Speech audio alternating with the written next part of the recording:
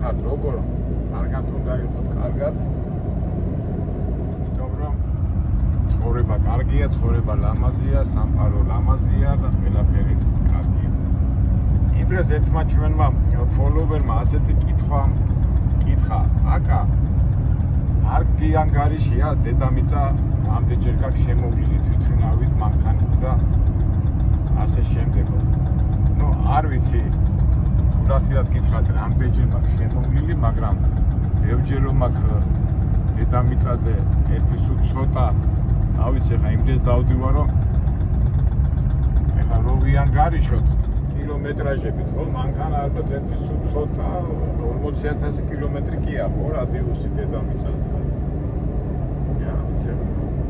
ცოტა 10-ჯერ მაინც მაქვს შემოვლილი დედამიწის რადიუსი, ასე რომ მაგის შემოვლილი არ ვიცი, მაგრამ ამერიკის კონტინენტზე რომ ისეთ ადგილებში მივდივართ, რომ სპეციალურად ვერ მოხვდები აქ ადამიანი, ეს ფაქტია. ეხლა თვითონ ამერიკის ამერიკის კონტინენტი ძალიან დიდია და მრავალფეროვანია და ბუნებრივად მით უმეტეს ამ სამსახურიდან გამომდინარე გიწევს ისეთ ადგილებში სიარული, რომ აი ვერც კი წარმოვიდგენ რა და აი მომენტში ვართ ეხლა ჩვენც რა. მით უმეტეს ამ 3 თვის განმავლობაში იმდენ ადგილას ვიქნებით და ეხლა სულ პრობლემებზე ხო არ ვილაპარაკებ და მიმდინარე თემებზე, თქვათ, სოციალურზე. უბრალოდ დავტყვეთ ამ შესაძლებლობით, რასაც ხალი გვაძლევს. ეხლა მე ვიმყოფები, გამოვედი ონტარიოდან, კალიფორნიიდან და მივდივარ 395 გზით, ან ლოკალ გზით რინოსკენ. ეს ნევადის ჩრდილოეთი ნაწილია. ფაქტობრივად ლოკალ ადგილია, მაგრამ ისეთი ლამაზი ადგილებია და ეს იცით რომელი ადგილია, მეგობრებო, გახსოვთ აი ზამთარში თოვში რო გავიჭედე და ჯარიმა რო გადავეხადე 400 ჯარიმა რა მომაბეს და თოვში რო გავიდოდი, რო ვერ გავდიოდი, აი ეს ადგილია. ზამთარში ისეთი თოვლი იყო აქ გარშემო, არაფერი არ ჩანდა და ეხლა უკვე აი ზაფხულის პირობებში რა ლამაზად და რა მშვიდად გამოიყურება.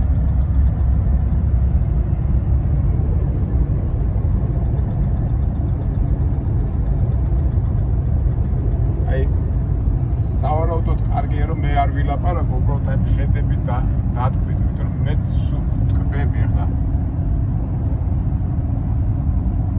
თან ფიქრობ, ხო, აი ესეთი ადგილებია, აი რა მოიყვანა ეს კაცი აქ რატო დასახლდა, დალაუნებოდ ფიქრობ, ვიდრე ამის აგერ მანქანა ყავს, სახლი ყავს, სახლი აქვს, მანქანა რაღაც ვაგონჩიკი სახლი და შორს ცოტა შორს იქით სხვა ცხოვრობს. თავისი ცხოვრების წესით ცხოვრობს. სულ მაინტერესებს ხოლმე რა ამ ადამიანთა საუბარი და რაღაცნაირად ვერ მოვა ხელში, სულ ასე გადარგვინებული რომ ვარ. თუ გამოვივა ესე კარგი იქნება.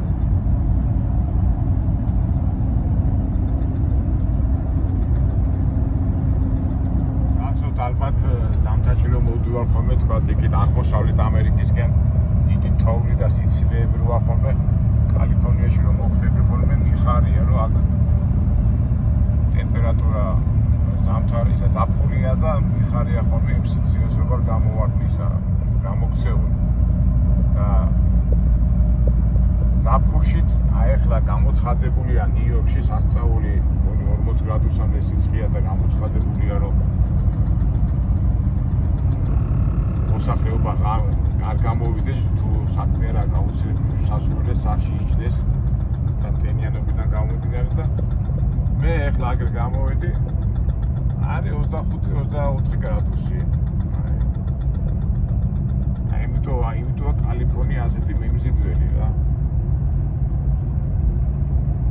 ზამთარში არცივა, თუ მუდმივად 25-26-27 გრადი, ძალიან იშვიათად რო აი ეხლა არის აქ ადგილები განსაკუთრებით სან ფრანცისკოს მიდამოებში და საკრამენტოს მიდამოებში, სადაც საერთოდ კონდიციონერი არც გათხოვა და სულ ის არის რა, სულ გაზაფხულია რა.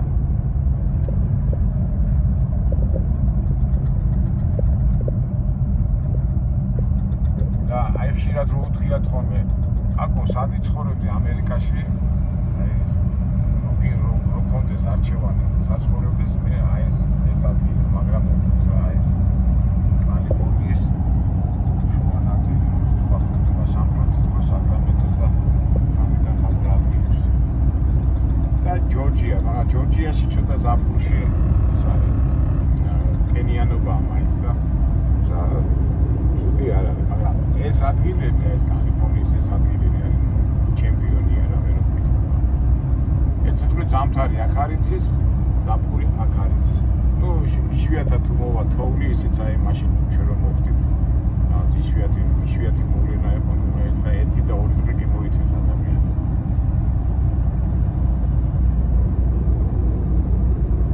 მეგობრებო, ლამაზი ნაცვნარია.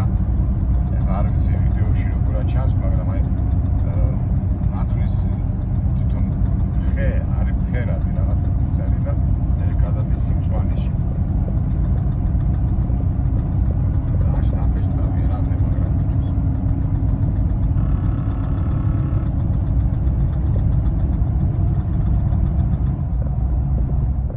მოდი მეგობრებო, ვინაიდან ეხლა ასეთი გამზადებული თემა არა მაქვს, თან დავტყვეთ ამ ბუნები და რამდენიმე კითხვაზე პასუხს გაგცემთ, რომელიც მე მომივიდა და განვაახლოთ, ხო, როგორც ადრე კითხვებს რომ ისვავდნენ ხოლმე მეც ამ სიარულში კითხვებზე პასუხს გაგცემთ, რაც მე ვიცი და ჩემი გამოცდილებიდან გამომდინარე გაგიზიარებთ იმ გამოცდილებას, რაც მე მაქვს გავლილი კერძოდ ამერიკაში მოღვაწეობით, რა ვიცი ეს მოღვაწეობის მუშაობის პერიოდში. აი ასეთი შენიშვნებს მაძლევენ ხოლმე. აკო, რატო არ წმინდა ამ ფანჯრებს პარპრიზე არა უფრო საქარე მინაზე, ხო? ბარბარიზმიდან რომ გამოვასწოროთ ჩვენი ამბები.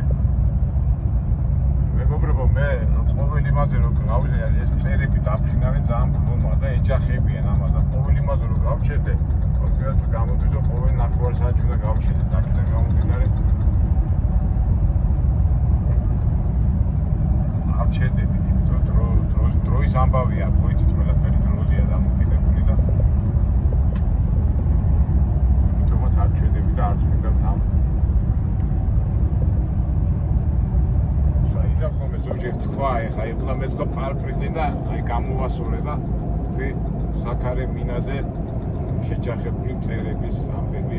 მეგობრებო, რაც დავიწყეთ ჩვენ პარპარიზე ბრძოლა მეწყვილებაში, მე უკვე მეც ვაკონტროლებ ჩვენ თავს და მადლობა მინდა გითხრათ ამის შესახებ, რომ ქართულ მეტყველებაში ვსწრებთ ეს პარპარიზმი გამოვასწორო და ხშირად მაგრამ ზოგჯერ მაინც მეკაჩება რომ წამოვწდეს რაღაცა რუსული ან ინგლისური სიტყვა.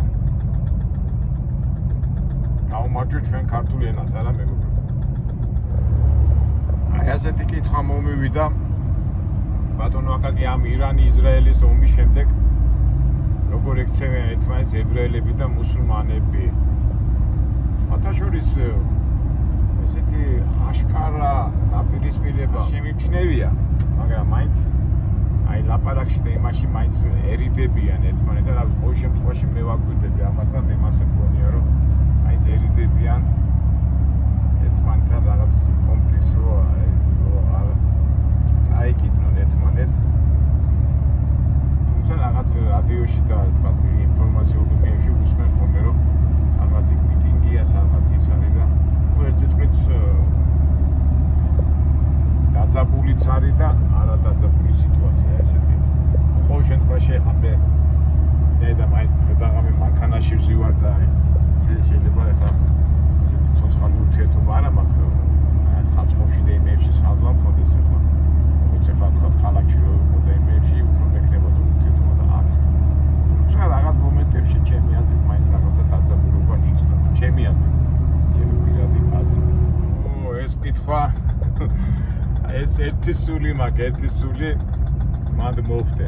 ესე იგი კითხვა ბატონო აკაკი როდის მოხდებით როდეროზე აი ერთი სული მაგ აი რაღაცნაირად მოხდეთ რა ეხლა წინასწარ პროგრამა არის ხოლმე ტეხასში შტატში და ოკლაჰომა შტატში მაგრამ აი კოლორადო შტატში და ეხლა ამერიკაში ამდენი რაღაცა გვაქვს ნანახი და ეს როდერო ეს ხარების ეს დიდი ზეიმია და ავი მედია ამ ჩამოსვლაზე თუ ნახეთ ან ეხლა ზაფხულია სიცივი არ არის და წესი და რიგით როგორ არის თავრია ჩვენ მოვიდომო და აუცილებლად მოვხდებით რა როდეროზეც უნდა მოვხდეთ ნიაგარა ჩანჩქერზეც უნდა მოვხდეთ კიდო რაღაცები მაქვს და ლას-ვეგასში მაგ რაღაც ახალი ადგილები დაყოლი და აი იქ უნდა მოვხდეთ აუცილებლად სულ კაი ხასიათზე ყოფნა გიჟები და გადარეულები არიან, მაგრამ რა თქმა უნდა ეხლა ვცდილობ ყოველ შემთხვევაში მე ჩვენ ასეთი დევიზი გვაქვს რა ცხოვრება იმდენად პატარაა რომ ცუდ რაღაცებზე ფიქს ჩვენ დიდ დროს არ ვაპირებ ცუდ რაღაცებზე ფიქრისას რა თუმცა თუ რაღაცა შეხვდება იმას წყნარად და შვიდად ვცდილობ გადავჭრა და ეგ არის რა მთელი ფორმულა და დანარჩენი ახლა რა მე ვიცი რომ შენ თუ რაღაც ცუდ განწყობაზე ხარ და იმაზე ხარ შენი ცუდი განწყობით სხვაზე არ უნდა გადადიოდეს და ეგ არის თორემ ცუდ ხასიათზე ახლა მომენტებში რა თქმა უნდა ახლა გამოხარწყობიდან მაგრამ ის თუ ხარ გამოხარწყობიდან შენი ეს განწყობილება სხვაზე არ უნდა გადაიყვანო ეს არის რა ეგ ფორმულა ზოგიერება და პატარებიც ხო აღარა ვართ რა კაი განწყობაზე ვიქნებით რა ჯობია მაგას არა მეგობრებო აკაკი გეშინია სიბერის ეხლა სიბერე ისეთი რაღაცაა რა თქმა უნდა ეხლა ყოველთვის გინდა რომ ახალგაზრდა იყო მაგრამ ყველა ასაკს აქვს თავისი ხიბლი ჩვენ როგორ ვიძახით ჯვარი რა თქმა უნდა ჯამთელი რო ხარ კარგია მაგრამ სიბერის მაშინ არ შეგეშინდება, როდესაც უკვე იცი შენი ფუნქცია და ფუნქცია რა გაქვს დაკარგული და მე პირადად ყოველთვის ვფიქრობ, რომ ადამიანი ასაკში რო შედის და თავის გამოცდილებას, თავის რაღაც ცხოვრებისეულ გამოცდილებას რო გაუზიარებ მომავალთაობას და მომავალთაობისთვის სარგებელი იქნები, რატო უნდა გეშინოდეს სიბერის რა? ერთადერთი უბრალოდ შეიძლება ახალგაზრდად ისეთი სხარტი და ის არ ახარ თორე ფუნქცია თუ არა გაქვს დაკარგული ალბათ ჩვენ ყველა წარმომავლები ვართ და ვართ ამ ქვეყნიდან მაგრამ სიბერესაც თავისი ხიბლი აქვს არ ვიცი ეხლა მე კი ჭუჭუკებაზე მაგრამ რო დავბერდები და ასაკში რო ვიქნები როგორ ვიქნები არ ვიცი მაგრამ ვცდილობ რომ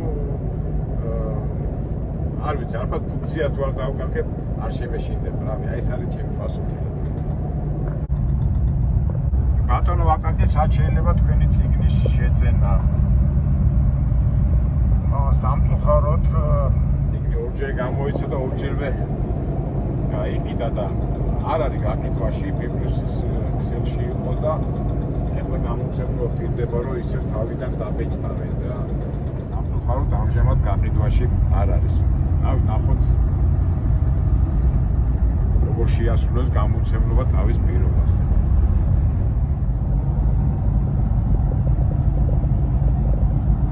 და დასახლება ამერიკული მტკვრის პირას.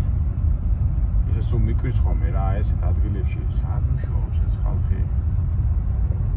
დასასვენებლად ნამდვილად კაი ადგილია რა.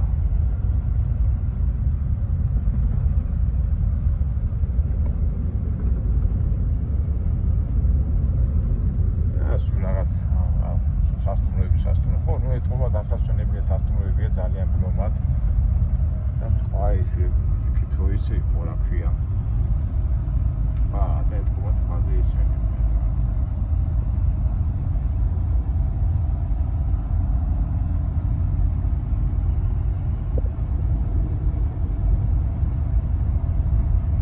მონოვისტა ქვია ამ დასახლება მონოვისტა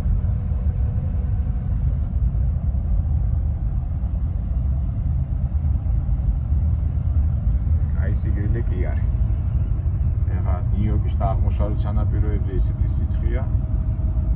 აქეთი სიამოვნება ატყობი.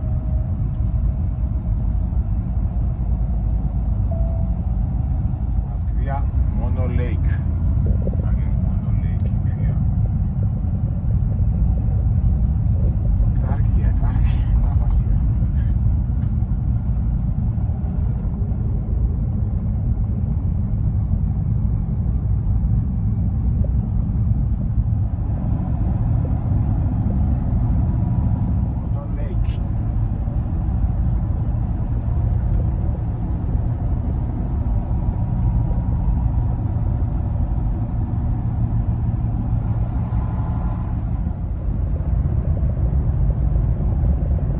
მეგობრებო, ვიდეო რო არ გაგვიგზელდეს, გამოუშვით კითხვები, მე მზათა ვარ, ყველას გავცე პასუხი და ასე ვისაუბროთ სხვა თემებზე, თემები მაქვს და გავუშვათ. ვიმეგობროთ, ვიმჯელოთ და გადავჭრათ საკაცობრიო საკითხები. კარგად, აბა, შეხვედრამდე.